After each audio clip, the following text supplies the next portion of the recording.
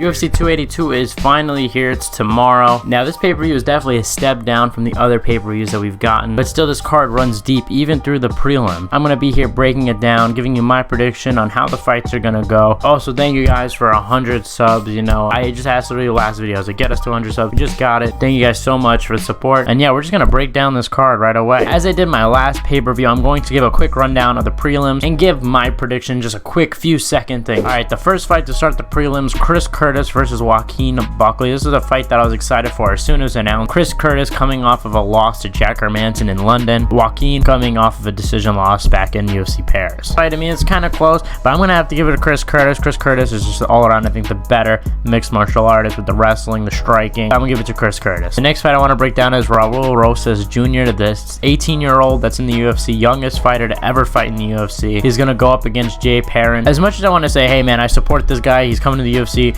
but to be honest, he is a big favorite, and he did look very good in the Dana White Contender Series. But to be honest, man, there's just something to say about experience. I mean, this guy has never fought in a stage like this, in a sold-out pay-per-view. He's so young. I mean, let's say that he's been even training MMA since he was 10. That's only 8 years of MMA training, which is a lot. So I think the odds are favored of Raul, but I'm going to have to give it to Jay. I think Jay is going to win just because I think Raul is just going to crack under the pressure. Hey, I'm not saying that to diss him, man. This is a huge spot for him, and if he wins, man, I mean, I'll be rooting for him because I think it's a cool story. But 17 years old, I mean, he wants to be a champion in 2 years. This is going to definitely be a big test for Raul. If he passes this test with flying colors, able to just perform under that pressure, Raul's going to go places then. Now, the prelim headliner to top this all off: Chris Daukaus, Jairzinho Rozenstruik. This could be a headliner on its own. I'm going to go Jairzinho. He's overall the better kickboxer, has that kickboxing experience. We've seen Chris finish before. I got to give this one to Jairzinho. Now, let's get to the pay-per-view. This fight is the fight that I'm actually most excited for in this whole card. Bryce Mitchell versus Ilia Topuria. Both guys undefeated. Someone's O's gotta go. You love to see it because it is so rare in mixed martial arts where a fighter is undefeated, let alone two. Bryce Mitchell was supposed to fight November 5th, but his opponent pulled out with an injury. Ilia stepped in. Ilia just looked so good. I mean, you saw in his last performance, I believe it was in London, where he got absolutely rocked. Almost finished, but he came back and got the knockout. We've also seen Bryce drop a striker like Edson Barboza and dominate him on the ground. Bryce Mitchell also known for his finishing ability. I mean, Bryce Mitchell is like one of the only few people to ever have a twister submission in UFC history. So I think obviously when we look at the ground game, Bryce Mitchell has the advantage. When we look at the striking, I think Ilia has the advantage. So it's going to be one of those things: is can Bryce take down Ilia? And we saw Bryce's improved striking in the last one. He's an underdog in this one, Bryce, but I'm going to give it to Bryce. I think Bryce can mix it up enough, get the takedown, and basically score a decision win. I don't think he's going to finish Ilia. So I'm going to give it to Bryce, but Ilia is also very good. I could see him defending those takedowns as well, so it's going to be a banger. The next fight, Darren Til versus Dricus du Plessis. Darren Til obviously coming off of a pretty bad skid. I mean, he's been losing a lot of his last fight. Moved up to middleweight. I don't think that's the right decision to move up to middleweight, but is fighting Dricus du Plessis. Dricus in his last fight had a really good fight. It was fight of the night. Dricus is a guy that hasn't been in the UFC for too long, is a big 185er. Dricus has looked pretty good in his last couple of fights, but the guy could gas out. I think if Darren could be able to withhold and stand with him for at least over 2 rounds, maybe he could pick him apart in that last round and get the finish. I don't know, man. I'm gonna go with Dricus du Plessis. I think he's gonna get this one. Like I said, I think Darren Till's worst mistake was to go to 185. I think he should have stayed at 170, but we'll have to see. But Darren Till's also looking pretty big these days. So next fight, Santiago Ponzinibbio was supposed to fight Robbie Lawler in a fight that I was really excited for. Robbie pulled out this week. Alex Morono steps in as a late replacement. Santiago Ponzinibbio is a savage. Last year he had that close fight with, I think it was Jeff Neal, and the guy's been here forever. I mean, he has lots of first round finishes. He's a striker. He's a savage. Alex Morono stepping in on a week's notice. I don't think he's going to be able to get it done. I mean, Santiago has been training this whole time. Alex Morono, credit to him for stepping up, but I also just don't think his style matches up too well with Santiago. I mean, I think Santiago finished this one pretty easy. Now let's go to the co-main event. Jared Gordon is going to be facing off against the guy that can gain 100 pounds in a week. The guy that'll charge you your whole life savings account for an interview. We're talking Paddy the Baddie. Paddy Pimblett returning to the octagon. Third time fighting this year. He's going to try to get his third win this year. Undefeated in the UFC. The guy has basically fought pretty much trash cans. I mean, Jordan Levitt was a pretty big step up in competition because he is a guy that I rate, but I think Jared Gordon's definitely so far the biggest test that he's gonna encounter. First of all, before I break this down, I just don't get why Paddy didn't fight Ilia. That would be a perfect co-main event. I mean, you saw in the press conference the bad blood between the two. That fight would have gone nuts, and that would have sold so many pay-per-views. That rivalry, they clearly do not like each other. So Jared Gordon has been in this game for a while. He has lots of fights. Basically opposite of Paddy. Paddy's only been in the UFC for about a little over a year. here. Jared has fought the best of the best. He's fought guys like Charles Oliveira. Always seem to fall short when you hit the top of the division, or even when you hit the rankings of the division. And Paddy has quite the height advantage. I think his game plan going into this, let me keep him at bay with the jabs in the right hand. Try to be a little more technical than Jared Gordon's going to be. Jared is such a savage, so he's such a savvy veteran. I could see this being a big step up for him. And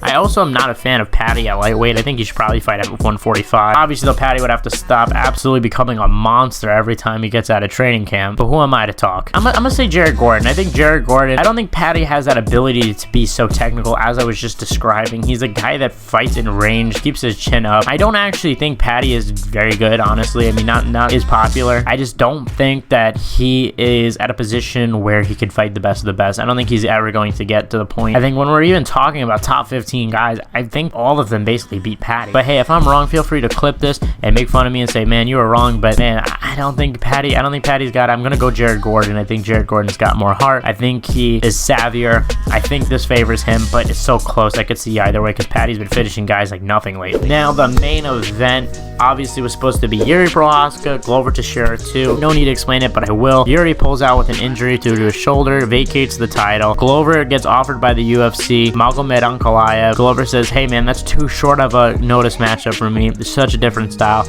Let me get it in Brazil. Wait a month and I'll headline that card. UFC says, no go, we need a main event this card. So Glover says, okay, can I at least get Jan because he's at least a better matchup for me that I've been training for. UFC says, no, we've already seen it. We want Magomed. Glover then says, all right, then I can't fight. Out of the fight, they move Jan versus Magomed to the main event for the vacant light heavyweight title. Magomed is a guy that has been on a tear as of lately. The guy has looked really good in his last few performances. I mean, the Anthony Smith performance was, in my opinion, a little lackluster, and you know, you can't really take too much of it because Anthony really hurt his leg. But I was a little underwhelmed by that performance. Was looking for a little more of a statement, but maybe that was partially due to Anthony Smith breaking his leg. And I mean, Jan's resume, I mean, he's beaten Adesanya with a decision, which was very impressive. Jan's a guy that his record isn't really the best when you dive deep into it either. He has some really cool knockouts, but in terms of if you look at the guys that he's beaten, he hasn't beaten anybody that's really like, oh shit, except for Adesanya, which was super close as well. And obviously it seemed like Jan had a huge size advantage going into that fight. But regardless, this fight is super interesting. I mean, Magomed is a giant favorite. I don't think anybody that's fighting Jan Błachowicz would be that much of a favorite because Jan could shut your lights out at any point. I mean, we've seen Jan knock guys out scary. I mean, he knocked out Luke Rockhold. That was a terrible knockout. So what is my prediction for this fight? I think Magomed's probably the more technical fighter. He has that Dagestani background in wrestling, so the wrestling won't be a problem for him. Can Jan hit Magomed and shut off his light? My final prediction is Magomed Ankalaev. I think Magomed's gonna knock out Jan, but I think it's gonna look pretty easy for Magomed. Unless he gets knocked out. I think if we're talking skill for skill, I can't see Jan out-styling Magomed. I think Magomed's gonna look a lot better unless he gets knocked out.